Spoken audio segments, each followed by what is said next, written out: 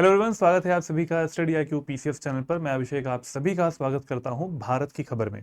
आज हम 3 न्यूज़ के आर्टिकल्स को फिर से डीपली एनालाइज करने वाले हैं। उन न्यूज़ के आर्टिकल्स के नाम यहाँ पे लिखे हुए हैं, उनके टाइटल यहाँ पे लिखे हुए हैं। आइए जरा देखते हैं क्या है। इंडिया के पावर सेक्टर के बारे में आज हम कुछ नई चीजें जानेंगे। कुछ नया नया डेटा आया है और आपके आने वाले एग्जाम के लिए, चाहे वो प्री का हो चाहे वो मेंस का हो, दोनों के लिए ये टॉपिक बहुत इंपॉर्टेंट रहेगा, क्योंकि इंडिया का पावर सेक्टर बहुत ज्यादा तेजी से बढ़ रहा है। सेकेंड न्यूज आती है, व्हाट इज 24 स्पीड पोस्ट, क्या है ये 24 स्पीड पोस्ट क्या है। और इसके अलावा तीसरी न्यूज आती है कलिंजर फोर्ट के बारे में और वो क्यों न्यूज में है। चलिए जानते हैं इन सभी न्यूज के बारे में डिटेल में। तो पहली जो न्यूज आती है वो आती है हमारे एनर्जी सेक्टर या फिर जो हमारा पावर सेक्टर है इसके बारे में। आप देख पा रहे होंगे यहाँ पर बहुत अलग अलग प्रकार से हमारे इंडिया में जो विद्युत है उसको पैदा किया जाता है, बिजली को पैदा किया जाता है, चाहे वो तापीय ऊर्जा संयंत्र हो या फिर पवन ऊर्जा है उसका उपयोग करके। इसके अलावा सोलर जो एनर्जी होती है इसका उपयोग करके, जैव जो ईंधन है इसका उपयोग करके भी, और कई अलग अलग प्रकार से ऊर्जा को पैदा किया जाता है। तो इसी श्रेणी में जो इंडिया का पावर सेक्टर है उसके बारे में PIB पर, यानी प्रेस इंफॉर्मेशन ब्यूरो, PIB की वेबसाइट पर आपको मिल जाएगा डेटा। 18 मार्च की ये न्यूज़ है और आपको ये दिखेगा इसमें कि जो जो डिटेल्स यहाँ पे दे रहे हैं वो बिल्कुल अपडेटेड डिटेल्स हैं। आइए जरा इसको ध्यान से पढ़ते हैं। इंडिया के पावर सेक्टर के बारे में है, प्रोग्रेस, रिफॉर्म और रोड अहेड, इस तरीके का आर्टिकल मिल जाएगा आप लोगों को। यहां पर सबसे पहली चीज जो आपको याद रखने की जरूरत है, अगर आप मेंस का एग्जाम देने वाले हैं या फिर प्री का एग्जाम देने वाले हैं, दोनों के लिए जनवरी 2026 तक, ये बिल्कुल लेटेस्ट डेटा है, जनवरी 2026 तक जो इंडिया की प्रोडक्शन कैपेसिटी है, पावर कैपेसिटी है, installed power capacity, it is 520.51 gigawatt. ये बहुत इंपॉर्टेंट है, याद रखना।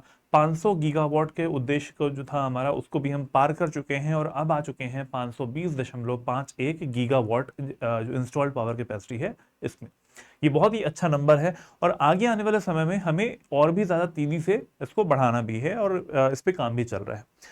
अगला जो पॉइंट है, अब यहाँ पे कुछ फैक्ट्स आपके सामने आएंगे which are important for the mains examination. ये वाला जो पॉइंट है ये आपके प्रीलिम्स में तो नहीं पूछेगा, ये पूछ सकता है आपसे बाय जनवरी 2026 तो 2026 तक हमारी टोटल इंस्टॉल्ड पावर कैपेसिटी कितनी थी, ये पूछ सकता है। अगला स्टेटमेंट यहाँ पे वैसे क्या कह रहा है एक बार जान लेते हैं। 1.85 लाख करोड़ रुपए के निवेश से 18,374 गांवों का विद्युतीकरण किया गया है तथा 2.86 करोड़ घरों को विद्युत कनेक्शन प्रदान किए गए। यहाँ पे नंबर इंपॉर्टेंट नहीं है, यहाँ पे जो क्रियाकलाप किए जा रहे हैं वो इंपॉर्टेंट है। यानी ग्रामीण क्षेत्रों में जो इंटरनेट कनेक्टिविटी, ये जो विद्युत कनेक्टिविटी होती है, इलेक्ट्रिसिटी जो प्रोवाइड की जाती है वो प्रोवाइड किया गया है गांवों में भी, और जो शहरी क्षेत्र हैं वहां पर भी आपको ये मिल जाएगा, विद्युत कनेक्शन जो है वो प्रोवाइड किए गए। ठीक है, घरों में भी और शहरों में भी, ग्रामीण क्षेत्रों में भी, सभी में आपको मिल रहा है। चलिए आगे बढ़ते हैं और जानते हैं कि और क्या क्या कुछ फैक्ट्स आपको मिल रहे हैं। तो बकाया देनदारियां जून 2022 में 1.4 लाख करोड़ रुपए से घटकर फरवरी 2026 में, जो कि अभी लेटेस्ट डेटा ही है वाला, ये हो जाती है कितनी, 4,109 करोड़ रुपए। सोचिएगा कितना है 2022 में, कब कितना, मतलब 2026 चल रहा है, फरवरी 2026, इन 4 सालों के अंदर ही जो 1.4 लाख करोड़ रुपए का एक जो डेफिसिट बना हुआ था, एक आउटस्टैंडिंग ड्यूज बने हुए थे, वो हो जाता है 4,109 करोड़ रुपए। ये बहुत ही एक अच्छा माइलस्टोन है जो कि हमने अचीव किया है रिगार्डिंग दिस पावर सेक्टर। जबकि वितरण कंपनियों ने वित्तीय वर्ष 2024-25 में 2,701 करोड़ रुपए का लाभ भी दर्ज किया है। तो we are getting profitable also. हमारी जो डिस्कॉम कंपनियां हैं, यानी जो डिस्ट्रीब्यूशन कंपनियां होती हैं हमारी बिजली की, वो हमारी किसमें जा रही हैं, प्रॉफिटेबल भी होती जा रही हैं। ये नंबर भी याद कर सकते हैं आप लोग, और ये एक तरीके से कंक्लूजन जब आप आंसर का लिख रहे होते हैं तो उस समय पे इसको यूज कर सकते हैं। अगला पॉइंट है स्मार्ट मीटरिंग। ये इस टाइम पर बहुत ज्यादा फोकस भी किया जा रहा है। आप जहां पे भी रहते होंगे, जहां पे भी रह के आप इस वीडियो को अगर देख रहे हैं, तो आपके आसपास के क्षेत्रों में भी जो मीटर्स हैं बिजली के, अब वो स्मार्ट मीटर्स में कन्वर्ट होने लग गए हैं। स्मार्ट मीटरिंग का विस्तार विद्युत क्षेत्र को अधिक डिजिटल, पारदर्शी और सहभागी बनाने के लिए तौर पर भी किया जा रहा है। ट्रांसपेरेंसी लानी है, ट्रांसपेरेंसी यानी जो मीटर है वो आपके सामने रहेगा और उसमें आप देख पाएंगे, और उसमें अगर कोई छेड़छाड़ होती है तो फिर दंडित भी किया जा सकता है। डिजिटल इंफॉर्मेशन, ट्रांसपेरेंट इंफॉर्मेशन और पार्टिसिपेटरी फ्यूचर के लिए ये जो स्मार्ट मीटरिंग टेक्निक है इसका उपयोग किया जा रहा है। अब आगे जानते हैं कुछ इंपॉर्टेंट हाइलाइट्स के तौर पर चीजों को। पहला आता है यहां पर कि 2024-25, ये थोड़ा सा समझिएगा, मिनिस्ट्री ऑफ पावर की तरफ से इसको दिया गया है। 2024-25 का जो फाइनेंशियल ईयर था, वित्तीय वर्ष था, उस समय पर पावर जनरेशन कैपेसिटी जो एडेड थी, पावर जनरेशन कैपेसिटी जो एडेड हुई थी उस वित्तीय वर्ष में, इट वाज 34,054 मेगावाट, यहां पे मेगावाट है। और 2025-26 वाला जो फाइनेंशियल ईयर आता है वो भी 31 जनवरी 2026 तक, क्योंकि उसके बाद में हमारा बजट आता है। तो वित्तीय वर्ष वाला जो पार्ट है वो कहां तक लिया गया है, 31 जनवरी तक लिया गया है। तो 31 जनवरी 2026 तक फाइनेंशियल ईयर 2025-26 का जो इसमें पावर जनरेशन कैपेसिटी एडेड है वो कितनी है, 52,537, यानी एक साल पहले ही it was around 34,054 megawatt, but now right now it is 52,537. It has a huge jump. हम इसमें देखते हैं कि एक अच्छा खासा जंप मिला है, और इस डेटा को आप लोग याद कर लें अगर आप मेंस का आंसर लिखने वाले हैं तो बहुत ही हेल्प करेगा आपको। ठीक है, फाइनेंशियल ईयर वाइज ये एक अच्छा आपके आंसर को एक तरीके से जो कंटेंट है वो प्रोवाइड कर रहा होता है। ठीक है, टोटल मिला के देखा जाए तो इस तरीके से सोलर पावर में, विंड पावर में और रिन्यूएबल एनर्जी जो है, इसमें जो बाइफरकेशन मिल पाता है हमें वो इस तरीके से यहाँ पे मिलेगा। आप देख पा रहे होंगे टोटल जो मेगावाट में है 39,657 megawatt in the renewable energy. Solar जो एनर्जी वाला पार्ट है इसमें आपको मिलता है कितना, 34,955 और 4,613 मेगावाट विंड पावर। तो ये हमारा रिन्यूएबल एनर्जी वाला जो पार्ट है वो बना रहा होता है।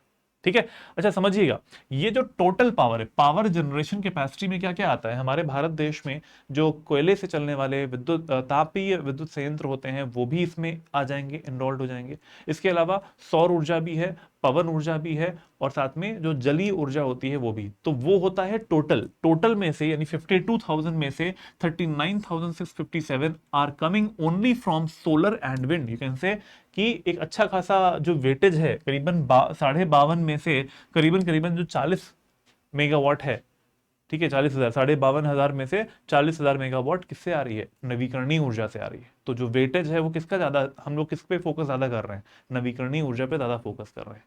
ठीक है, चलिए आगे बढ़ते हैं। अगला जो इसमें आता है वो है स्केलिंग इंडियाज पावर सिस्टम। तो हमारे भारत देश में ये आप क्या दिखाई दे रहा है आप लोगों को यहाँ पे, ये है ट्रांसमिशन लाइन्स। तो विद्युत जनरेशन करना अलग चीज होती है, विद्युत को ट्रांसफर करना यानी उन जगहों तक पहुंचाना जो कि बहुत दूर दराज के इलाके हैं, अन्य राज्यों तक पहुंचाना, वो किया जाता है जो हमारी ट्रांसमिशन लाइंस होती हैं, यानी जो हमारी डिस्ट्रीब्यूशन कंपनीज होती हैं उनके माध्यम से। अब जरा देखते हैं कि कितनी डिस्ट्रीब्यूशन की किलोमीटर तक इसको फैलाया जा चुका है। तो 5 लाख सर्किट किलोमीटर, सीकेएम क्या होता है, यहाँ पे सीकेएम लिखा है, सीकेएम मतलब होता है सर्किट किलोमीटर, तो ये यूनिट होती है। तो total installed power generation capacity जो है वो कितनी है, 520.51 गीगावाट। ये मैंने शुरुआत में पहली स्लाइड में आपको बताया था। इसके बाद में आते हैं हम लोग नेशनल ट्रांसमिशन नेटवर्क, यानी जो विद्युत को ट्रांसफर करने का, जो यानी ट्रांसमिशन करना है, वितरण करना है, उसका जो फैलाव है पूरे इस सिस्टम का, इंफ्रास्ट्रक्चर का, ये कहां तक फैला हुआ है, 5 लाख से ज्यादा जो सर्किट किलोमीटर है वहां तक ट्रांसमिशन लाइंस फैल चुकी हैं। इसके अलावा total transformation capacity 1407 GVA, GVA मतलब होता है गीगा वोल्ट एम्पियर, ये यूनिट है इसकी, 1407 गीगा वोल्ट एम्पियर, ये हमारा टोटल ट्रांसमिशन कैपेसिटी भी आपको मिल रही है। इसके ये स्केलिंग इंडियाज पावर सिस्टम, ये एक तरीके से ये सब डेटा ही तो है, आपके मेंस के आंसर्स के लिए बहुत ही हेल्पफुल रहेगा। अगला जो आर्टिकल आता है यहाँ पर वो ये आता है कि reduction in the power shortage. अब पावर शॉर्टेज जो है, कई बार होता था कि पावर शॉर्टेज बहुत ज्यादा होती थी पहले के समय में। तो यहां पर जो ईयर लिया गया है वो 2013-14, यानी आज से करीबन 11-12 साल पहले का जो समय है वो लिया गया है। तो उस समय पे जो 4.2% की पावर शॉर्टेज हुआ करती थी, वो शॉर्टेज आज 11 से 12 सालों के बाद में 0.03% की हो गई है। आप लोगों ने भी फील किया होगा, अगर आप गांव जाते हैं, शहरों में रहते हैं, तो पहले लाइट जाने का जो पार्ट होता था वो ज्यादा होता था आज से 10-12 साल पहले, और डेफिनेटली अब तो इंप्रूव कर ही गया होगा। और अभी जो समय है वो ज्यादा आपके घरों में लाइट आती होगी, बहुत कम समय के लिए लाइट जाती भी होगी। तो 0.03% का जो यहाँ पर आपको शॉर्टेज मिल रहा है वो यहाँ पे बता रहा है। वित्तीय वर्ष 2025-26 के दौरान भारत के ने सफलतापूर्वक 242.49 गीगावाट की अधिकतम विद्युत मांग को पूरा किया भी है। मैक्सिमम जो एक तो पावर कैपेसिटी होती है, पावर डिमांड होती है, उसको भी हमने पूरा किया है, and that power demand was 242.49 gigawatts. अगला यहां पर आता है वो ये आता है कि जो ग्रामीण क्षेत्र है, ये वाला जो है ये है ग्रामीण क्षेत्रों में कितने घंटे बिजली आ रही है, और ये आता है शहरी क्षेत्रों में। ठीक है, ये शहरी क्षेत्रों में कितने घंटे बिजली आ रही है। फाइनेंशियल ईयर 14 में, यानी 2014 का जो वित्तीय वर्ष था, उस समय पे 12.5 घंटे ग्रामीण क्षेत्रों में, 24 घंटे में 12.5 घंटे बिजली आती थी। लेकिन अभी फाइनेंशियल ईयर 25 में 22.6 घंटे बिजली आती है 24 घंटे में से। ये ग्रामीण क्षेत्रों की बात हो गई। अब आते हैं शहरी क्षेत्रों में। शहरी क्षेत्रों में फाइनेंशियल ईयर 14 में उस समय पे 22.1 घंटे जो है वो बिजली आती थी, लेकिन अब 24 में से 23.4 घंटे जो है वो बिजली आती है फाइनेंशियल ईयर 25 में। तो ये डेटा भी आप अपने आंसर्स में मेंशन कर सकते हैं। ये पूरा पीडीएफ आपको मिल जाएगा, पढ़िएगा जरूर इसको, आर्टिकल को। और ये कोई ज्यादा डीप नहीं जाना है, जितना मैंने लिख दिया है इतना सफिशिएंट है आपके आंसर्स में इंप्रूवमेंट करने के लिए, और इसी से आपका प्रीलिम्स का क्वेश्चंस भी बन सकते हैं। चलिए आगे बढ़ते हैं, और अगला जो इसी में आता है पावर टेक्नोलॉजी वाले पार्ट में, स्मार्ट मीटर्स के बारे में, इनका डिप्लॉयमेंट किया जा रहा है। और कितने smart meters, 5.62 crore smart meter जो है वो इंस्टॉल्ड किए जा चुके हैं। ये एक बड़ा नंबर है जो कि हमारे मिनिस्ट्री ऑफ पावर की तरफ से जो काम किए जा रहे हैं उसको दर्शा रहा है। पूरे एक ऑर्गेनाइजेशन की जो क्षमता है, उसकी जो क्रियाविधि है, उसको समझा रहा है, और बहुत अच्छे तरीके से इसको काम में लिया भी गया है। Smart meters installed in total it is 5.62 crore. 2021 में एक revamped distribution sector scheme launch करी गई थी। रीवैम्प्ड डिस्ट्रीब्यूशन सेक्टर स्कीम यानी आरडीएसएस को स्टार्ट किया गया था। ठीक है, यहां पे लिखा भी हुआ है रीवैम्प्ड डिस्ट्रीब्यूशन सेक्टर स्कीम। इनमें से 5.62 में से 4.05 करोड़ जो मीटर हैं वो इस स्कीम के अंतर्गत लगाए गए हैं, यानी 2021 के बाद से 4.05 करोड़ मीटर लगाए गए हैं, क्योंकि ये स्कीम ही लाई गई थी 2021 में, और 2021 के बाद से जो मीटर लगाए गए हैं उसमें 4.05 करोड़ मीटर लगाए गए हैं। यानी आप सोचिए कि कितना एक एक्सेलरेटेड तरीके से काम किया गया है हमारे मिनिस्ट्री ऑफ पावर की तरफ से, और ये ही एक तरीके से हमारा पूरा ट्रेंड एनालिसिस है मिनिस्ट्री ऑफ पावर की तरफ से जो ये चीज दी गई है पावर सिस्टम इन इंडिया। चलिए अगले आर्टिकल की तरफ जाते हैं, अगली न्यूज की तरफ जाते हैं, जो कि कहता है 24 स्पीड पोस्ट के बारे में। अब ये है क्या चीज 24 स्पीड पोस्ट, आइए जानते हैं। तो यहां पर लिखा है इस जगह पे, अब देख पा रहे होंगे, ये भी पीआईबी का ही आर्टिकल है, प्रेस इंफॉर्मेशन ब्यूरो का ही आर्टिकल है। It says department of post ने लॉन्च किया है 24 speed post for next day guaranteed delivery in 6 major cities. यानी हमारे देश की 6 जो मेजर सिटीज हैं, कौन कौन सी मेजर सिटीज आप देख पा रहे होंगे यहाँ पर, सिटीज के नाम लिखे हैं दिल्ली, मुंबई, बेंगलोर, चेन्नई, कोलकाता और हैदराबाद। यहां पर D+1 यानी जिस दिन आप ऑर्डर करते हैं, जिस दिन आप बुक करते हैं, यहाँ पे D का मतलब क्या होता है, यहाँ पे नेक्स्ट डे गारंटी डिलीवरी करनी है। जो भी आप आइटम भेजेंगे उसकी नेक्स्ट डे डिलीवरी हो जाएगी। इन 6 सिटीज से स्टार्ट किया गया है। देखिए यह त्वरित और समय संवेदनशील पार्सलों के लिए अगले दिन सुनिश्चित वितरण सेवा प्रदान करता है। यानी डी का मतलब क्या है, D+1 डिलीवरी करता है, मतलब डी वो चीज होती है जब बुक किया जाता है। डी का अर्थ होता है बुकिंग का दिन, तो D+1 मतलब होता है अगले दिन। तो D+1 तक वो चीजें जो है वो पहुंच जाएंगी, उस जिस जगह पे उन्हें जाना होगा, डेस्टिनेशन तक पहुंच जाएंगी। 6 सिटीज हैं, उनके बारे में याद रखिएगा। नेक्स्ट डे को हम लोग D+1 भी बोल रहे हैं, तो इस तरीके से एग्जाम में आ सकता है। नेक्स्ट डे गारंटी डिलीवरी को स्टार्ट किया है 6 मेजर सिटीज में। यहाँ पे सिटीज के नाम एग्जाम में आ सकते हैं प्रीलिम्स एग्जामिनेशन में। दिल्ली है, मुंबई है, बेंगलोर है, चेन्नई इसमें आता है, हैदराबाद इसमें आता है, और कोलकाता इसमें आता है। कौन स्टार्ट किया है, किसने स्टार्ट किया है, मिनिस्ट्री कौन सी है, डिपार्टमेंट ऑफ पोस्ट जो है, नोडल मिनिस्ट्री जो है वो कौन है, डिपार्टमेंट ऑफ पोस्ट ने इस चीज को स्टार्ट किया हुआ है। 24 जो स्पीड पोस्ट ये स्टार्ट किया गया। ठीक है, अब इसके बारे में थोड़ा सा फीचर्स जान लेते हैं। पहला जो फीचर इसमें आता है वो है, इसके फीचर्स में आता है ओटीपी बेस्ड डिलीवरी वेरिफिकेशन, जो कि आजकल हम देख भी रहे हैं। लेकिन ये टेक्नोलॉजिकल इंटरवेंशन हर चीज में किया गया है। फ्लिपकार्ट में और बाकी अमेजोन से जो डिलीवरी आती है वो तो आप जानते ही हो, उसमें आप ये चीजें फेस भी कर चुके होंगे कि ओटीपी आता है, देन उसके बाद में डिलीवरी होती है। वैसे ही चीज हमारे जो इंडिया पोस्ट है उसके द्वारा भी किया जा रहा है, ओटीपी बेस्ड डिलीवरी सिस्टम है। इसके अलावा end to end tracking and real time messaging alerts भी हैं। आपके पास में एक लिंक आ जाएगा, आपका जो भी आइटम है उसका लिंक आ जाएगा कि वो कहाँ पे पहुंचा हुआ है। ब्लू डार्ट के पास में है। इसके अलावा बाकी जो हमारे प्लेटफॉर्म्स होते हैं वहां से तो हमें पता ही है कि वो सब भी कर रहे हैं, लेकिन इंडिया पोस्ट भी इसको स्टार्ट कर रहा है, ये बड़ी बात है। ठीक है, यहाँ पर रियल टाइम ट्रैकिंग भी हो पाएगी और आपको मैसेजिंग अलर्ट्स भी मिलते रहेंगे कि कहाँ पहुंचा है आपका सामान। पार्सल सीमा कितनी होनी चाहिए, इन 6 सिटीज में पार्सल सीमा आपको 5 किलोग्राम 5 kg ओनली। ठीक है, ये धीरे धीरे स्टार्ट कर रहे हैं, इससे शुरुआत की है 5 किलो से। 5 किलो का जो सामान है वो ट्रांसफर किया जाएगा। इसके अलावा बुक नाउ पे लेटर फैसिलिटी भी इसमें रहेगी, है ना, पहले बुक कर दीजिए बाद में पे कीजिएगा, है ना, ये कैश ऑन डिलीवरी, है ना, ये सब चीजें जो रहती हैं, तो ये वाला पार्ट इसमें मिल जाता है। इसके अलावा ऑपरेशन जो है वो 24/7 चलने वाला है, यानी 24 घंटे 7 दिन जो भी चीजें हैं, आप 7 दिन यहाँ पे काम कर सकते हैं, इंक्लूडिंग संडेज भी। 7 दिन यहाँ पे आपको मिलेगा, संडे को इंक्लूड भी किया गया है, काम उस दिन भी होगा। Full postage refund D+1 delivery is not met. अगर आपको एक दिन बाद यानी नेक्स्ट डे डिलीवरी नहीं मिल रही है, तो आपका जो पोस्टेज रिफंड है वो पूरी तरीके से फुल मिल जाने वाला है, D+1 डिलीवरी अगर नहीं होती है तो।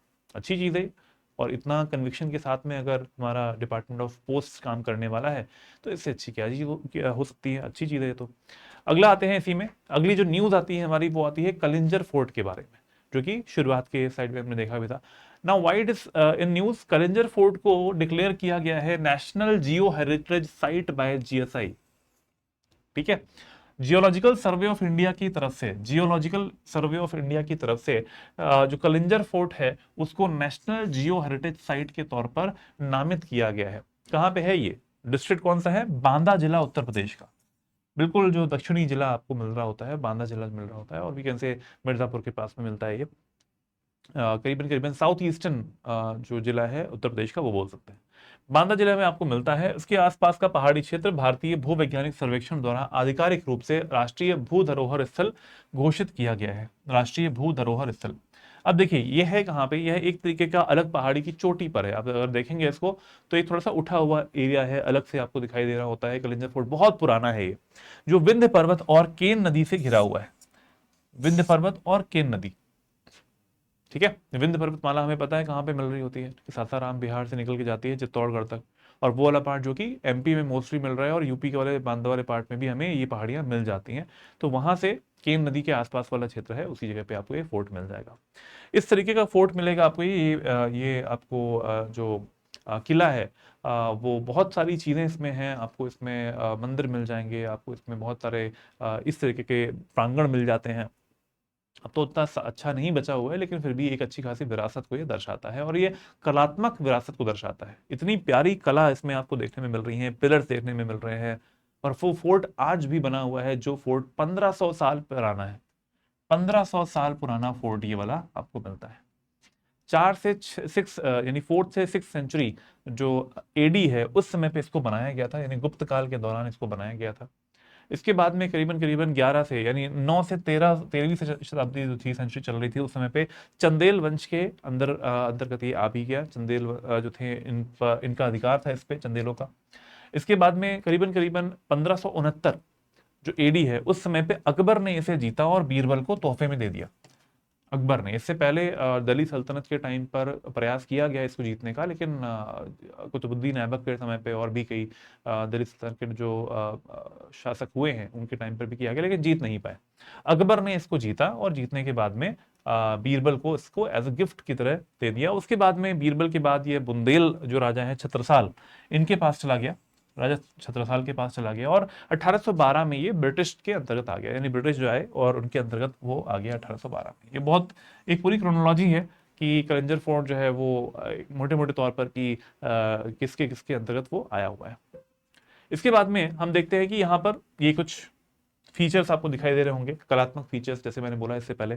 यहाँ पर आपको मंदिर के अवशेष मिल जाएंगे, मॉस्क मिलेगा, टेम्पल्स मिलेंगे, पैलेस एंड स्टेप वेल्स भी मिल जाएंगे, यानी वहां पर बावड़ियां भी मिल जाती हैं। मंदिर, मस्जिद, महल और बावड़ियां, ये सारी चीजें मिल जाएंगी। और ये धीरे धीरे थे, जैसे पहले कोई आया तो उसने अपने हिसाब से चीजें बनवाई, उसके बाद में मुस्लिम शासक आए तो उन्होंने अपने हिसाब से बनवाई चीजें उसमें, तो वो धीरे धीरे चीजें एडअप होती गई हैं। इससे पूरा जो प्रांगण है वो मल्टी रिलीजियस जो है वो बन पाया है, और यहाँ पर आपको ऐसी चीजें दिखती भी हैं। और आज के समय पे ये जो चीज है, ये मंदिर का पार्ट है, और वो आज के समय पे भी आपको कितना अच्छे से ये दिखाई दे रहा है, इतनी अच्छी फोटो आपको दिखाई दे रही है, और ये कैसे कितना कलात्मकता से इसको बनाया भी गया था।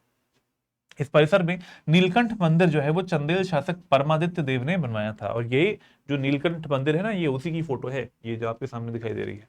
नीलकंठ मंदिर जो है वो चंदेल शासक परमादित्य ने बनवाया हुआ था। तो इसको बनाया गया है, क्या अभी क्या स्टेटस दिया गया है, नेशनल जियो हेरिटेज साइट के रूप में इसको दर्जा दिया गया है।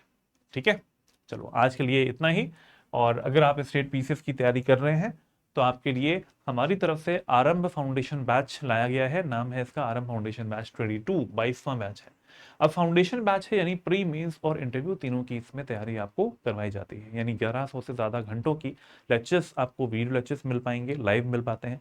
वो लाइव वीडियो लेक्चर्स आपको रिकॉर्डेड फॉर्म में भी आपके ऐप पर मिल जाएंगे, स्टडी IQ के ऐप पर मिल जाएंगे आपकी लॉगिन आईडी पर। इसमें आपको मेंटरशिप भी मिल रही है, डेली मेंस आंसर राइटिंग का फीचर भी है, बिकॉज हम लोग यहाँ पे मेंस की साथ साथ तैयारी करवा रहे होते हैं। अलग से नहीं होता कि पहले प्रीलिम्स होगा बाद में मेंस होगा, ऐसा नहीं है। मेंस की तैयारी भी साथ साथ हो रही होती है।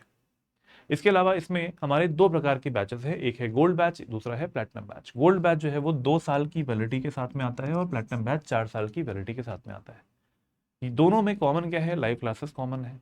इसके अलावा दोनों में मेंटरशिप मिल जाती है, इंटरव्यू गाइडेंस प्रोग्राम दोनों में मिल जाता है, कंटेंट आपको मिल जाएगा। लेकिन एक्स्ट्रा चीज़ें आपको यहाँ पे मिल रही हैं प्लेटिनम बैच में, जैसे 2 साल की एक्स्ट्रा वैलिडिटी मिल पा रही है। इसमें EMI का ऑप्शन अवेलेबल है। यहाँ पर आपको बुक्स डिलीवर हो जाती हैं आपके घरों पे। आपकी भाषा हिंदी है तो हिंदी में हो जाएगी, इंग्लिश है तो इंग्लिश में हो जाएगी। 5100 प्लस MCQs का आपको यहाँ पर एक बैच मिल जाता है, जिससे आप अपने आंसर्स प्रीलिम्स की टेस्टिंग कर पाएंगे। इसके अलावा कंटेंट मैंने बताया वो तो आपको मिल ही रहा है हिंदी इंग्लिश भाषाओं में। NCERT का एक बैच है, वो भी आपको यहाँ पर इंक्लूड होके मिल जाता है। फैकल्टी ओरिएंटेड मेंटरशिप आपको मिल पाएगी प्लेटिनम बैच में। और एक और चीज जो कि क्रैश कोर्सेस में एनरोलमेंट आपका अपने आप हो जाएगा। प्रीलिम्स का क्रैश कोर्स आएगा तो उसमें एनरोलमेंट, और मेंस का क्रैश कोर्स आएगा तो उसमें एनरोलमेंट आपका अपने आप से हो जाएगा। अगर आप मेरा कोड AKS लाइव यूज करते हैं तो आपको मेरी मेंटरशिप भी मिल पाएगी, और आप पूरे एक तरीके से रिफंड भी आप एक तरीके से आपको यहाँ पर जो ऑफर है उसके तहत आपको प्राइस कम भी हो जाएगा। यहाँ पर रिफंड की बात जो है वो ये है कि अगर आपका प्रीलिम्स एग्जामिनेशन क्वालिफाई हो जाता है, सिर्फ प्रीलिम्स की बात कर रहा हूँ, वो क्वालिफाई हो जाता है तो पूरे पैसे आपके वापस हो जाएंगे, पूरे पैसे। स्टेट कौन कौन से कवर कर रहा है study IQ? UP, Bihar, Jharkhand, Madhya Pradesh, Orissa, west Bengal, Assam, Punjab, Haryana, Jammu Kashmir और उत्तराखंड। ये सारे स्टेट्स स्टडी IQ कवर करता है। अगर आपको इस बैच के बारे में कोई भी जानकारी करनी है तो आप इस नंबर पे कॉल कर सकते हैं 76400300, और मेरा कोड AKS5 जरूर लगाएं फॉर मैक्सिमम डिस्काउंट ऑल्सो। और इसके अलावा मेरी मेंटरशिप भी मिल पाएगी। बैच स्टार्ट हो रहा है 24 मार्च से, तो उससे पहले ही बैच ले लेंगे तो ज़्यादा अच्छा रहेगा। PCS सारथी ऑफिशियल टेलीग्राम चैनल है हमारा, और लर्न एंड ग्रो विद अभिषेक ये मेरा टेलीग्राम चैनल है, आप इसको भी ज्वाइन कर सकते हैं PDF को डाउनलोड करने के लिए। मेरी ईमेल आईडी आपको यहाँ पे दिख रही है। अगर आपको कोई भी समस्या है पढ़ाई करने में, बैच लेने में, या फिर कोई भी चीज़ समझने में, तो आप मुझसे बात कर सकते हैं, इस ईमेल के माध्यम से जुड़ सकते हैं, और कोई समस्या हो तो ज़रूर बताएं। आज के लिए भारत की खबर में इतना ही, मिलते हैं अगले वीडियो में। जय हिंद, जय Bharat, take care everyone, good bye.